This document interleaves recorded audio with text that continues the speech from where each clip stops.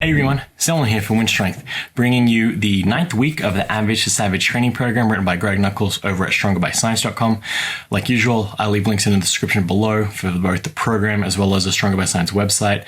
Recommend checking both of them out. Great, amazing resources there.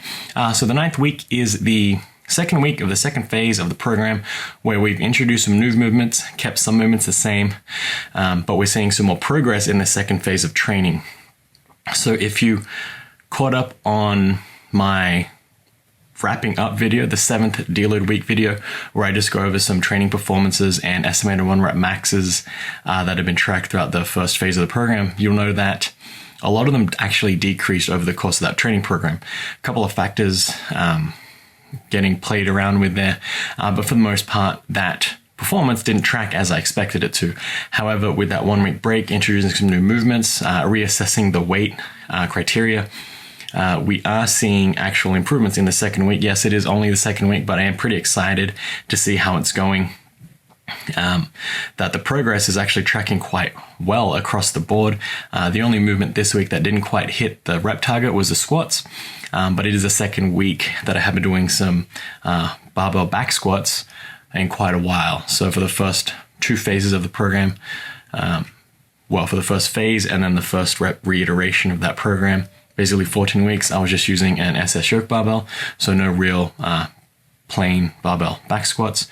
And I think the form has come back quite well. I think the SS yoke bar is really transferred through quite nicely to the regular barbell back squat, but I'll talk about that in the training highlights. So I think that shift to 3 days a week training has definitely helped with my recovery, just to get used to this new style of training. I'm currently training on Sundays, Tuesdays, and Thursdays, day on, day off, day on, day off, with a 2-day break in between each week to break it up. If you can, I recommend, if you only have 2 days a week to rest, banking those 2 days right next to each other. So take 2 days off in a row. And I think personally that just does help a little bit better with recovery, because it does allow you to get a full, deep, a deeper cycle of recovery rather than trying to space that out over the course of a week. And the other thing I haven't been doing is adding too many extra movements at the end of the workouts. So most of the workouts are taking somewhere from 90 minutes to 2 hours, even if it does take 90 minutes on the shorter end. I've been really limiting how much more extra work I've been doing, and mainly that's just coming down to the extra work that I am doing is really just focused on upper back movements, so really just pull-ups or some rows.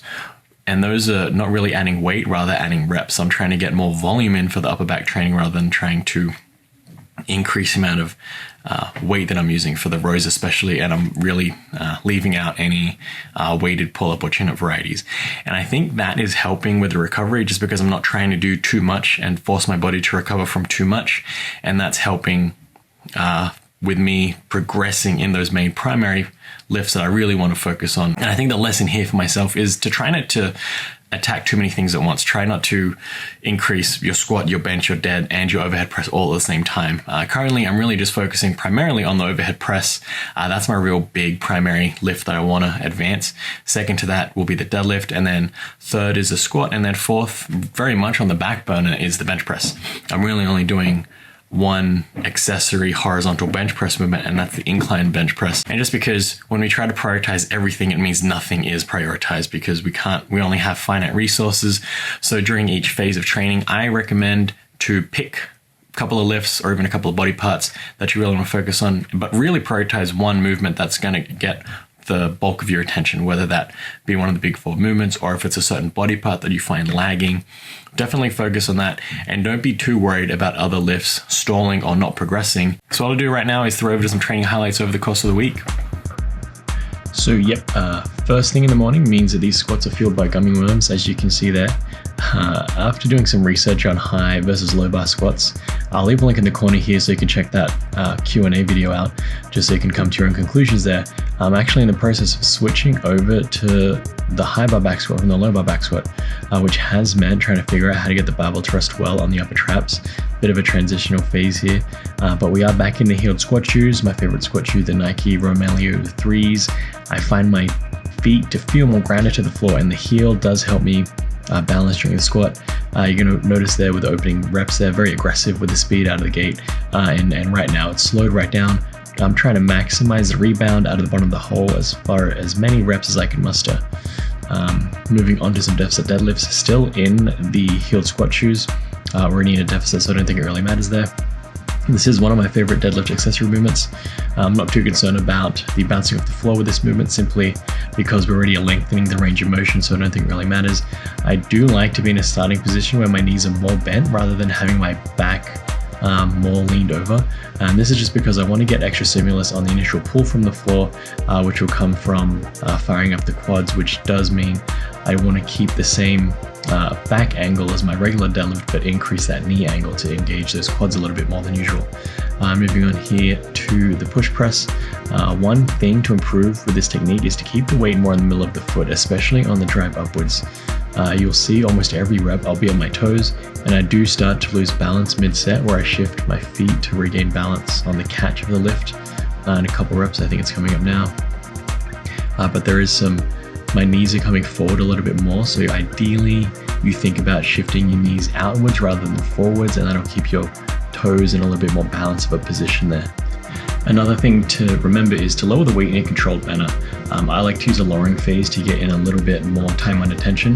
So rather than simply dropping the weight to the shoulders, control the weight so that it gently hits your shoulders and you can fire up once you hit that touch point. So moving on to the front squats, I'm back in the Reband 7mm neoprene knee sleeves. I don't think the extra support for the knees is necessary here for the front squats. A couple of reasons why. The light wraps or tight knee sleeves, like the X Sleeves Pro that I was using for the back squats, they do add in some mechanical support and will slightly decrease your quad activation in the lift. This is how it helps you squat more weight. And for the purpose of the front squat, it kind of defeats the purpose, because being a more quad dominant squat variant, and I'm really doing this squat variant to activate more quads and to grow that leg strength there, adding in some knee sleeves is probably counterproductive to that goal. And the weights that I'm lifting here aren't really that heavy. They're not really pushing any boundaries here, so I don't think I deserve the right to have mechanical support for this weight at the front squats. And although I don't like to use a belt for most of my accessory lifts, I do like to throw them on for the front squats just because that back needs a little bit more help. And then the deadlifts for this week have been going really well.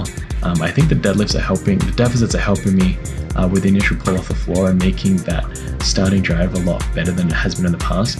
The biggest challenge continues to be my conditioning levels, keeping up with the amount of volume the program requires. The strength really hasn't been a limiting factor in moving the weights, rather that I'm pretty much out of breath by that 6th rep. Technique-wise, if you watch my feet, you'll see the balance shifting around during the pull, where the start of the pull I'm on my toes, and then at the top I shift back to my heels, and then as I lower the weight, back on my toes again. It's very subtle, but if you watch the feet closely, do this on your own deadlift too, see where the balance is shifting in your toes, and it'll indicate that if you do need to adjust that technique, and look at how you're shifting that balance. Here it would probably mean I need to put more weight back in the heels at the start, might need to do a little less forward knee bend, and a bit more horizontal back angle there, so that my weight is more distributed evenly across the feet rather than having all the weight on the toes at the start of the pull, which again is just more about getting that efficient pull and making sure that I'm moving in the most efficient way possible. Wrapping up here with some Ssb lunges. I've been wanting to include some unilateral leg work in the template, being hypertrophy and all. Since I lack any direct leg machines, a static lunge I think is a pretty good choice.